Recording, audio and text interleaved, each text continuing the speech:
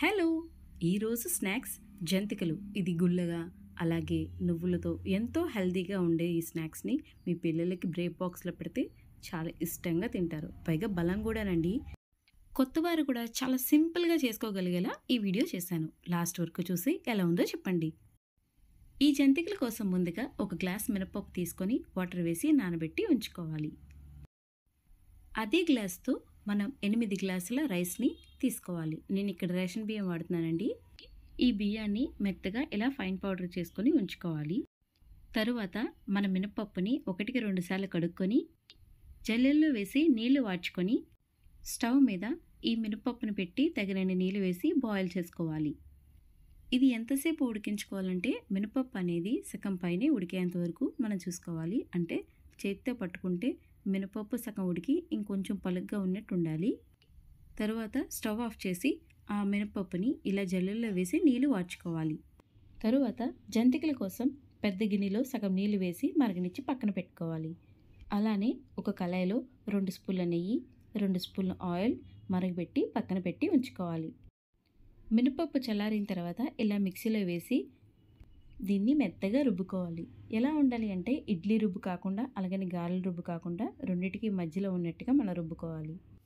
ఇప్పుడు జంతికల process start చేద్దాం. ముందుగా ఆడించి పెట్టుకున్న బియ్యం పిండి, తగినంత సాల్ట్. నేను తీసుకున్న క్వాంటిటీకి 2 స్పూన్లు అయితే సరిపోతుందండి. మీకు కావాలంటే మరో హాఫ్ స్పూన్ వేసుకోండి, పర్ఫెక్ట్గా సరిపోతుంది. ఇప్పుడు అలాగే 1 స్పూన్ కారం వేసుకోండి. ఇదైతే 1 స్పూన్ సరిపోతుందండి. 2 స్పూన్ల వాము. నేను తీసుకున్న ఈ కప్పుతో 2 కప్పుల నువ్వులు వేసుకుంటున్నానండి. మామూలుగా అయితే పిల్లలకి నువ్వులతో ఏదైనా చేస్తే తినరు, కానీ ఇలా జంతికల్లో వేస్తే చాలా హ్యాపీగా తింటారు, పైగా హెల్తీ కూడా. ఇప్పుడు వీటన్నిటిని ఒక 2 నిమిషాల పాటు కలుపుకున్నాక ఆల్రెడీ మరగబెట్టి ఉంచుకున్న నూనె అలాగే నెయ్యి ఇందులో యాడ్ చేసుకొని కలుపుకోవాలి. ఎక్కడ ఉండలు లేకుండా పూర్తిగా కలిసేంత వరకు మనం కలుపుకోవాలి. నేను 1 కేజీ పిండి కలుపుకున్నాను కాబట్టి దాన్ని 2 భాగాలుగా డివైడ్ చేసుకుంటున్నానండి. మనం మిక్సీ పట్టుకున్న మినపప్పుని హాఫ్ ఒక దాంట్లో కలిపి మిగతా హాఫ్ పార్ట్ ఇలా క్యాన్లోకి తీసుకొని సగం మినపప్పు ఇలాగే మిక్సీలోనే ఉంచుకున్నాను. ఇప్పుడు ఈ మినపప్పుని చక్కగా మన జంతికల పిండిలో కలిసేలాగా కలుపుకుంటూ మధ్య మధ్యలో మనం వేడి చేసి పెట్టుకున్న వేడి నీళ్ళు వేసుకుంటూ కలుపుకోవాలి. చూసారు కదండి, నేను సగం మినపప్పుని తీసి పక్కన పెట్టుకున్నాను, అలాగే పిండిని కూడా. అది ఎందుకు కలుపుకోలేదంటే మనం ఒకేసారి మొత్తం కలుపుకోవడం వల్ల మినపప్పు అనేది పిండిలో చాలాసేపటిగా ఉండి పులిసిపోతుందనమాట.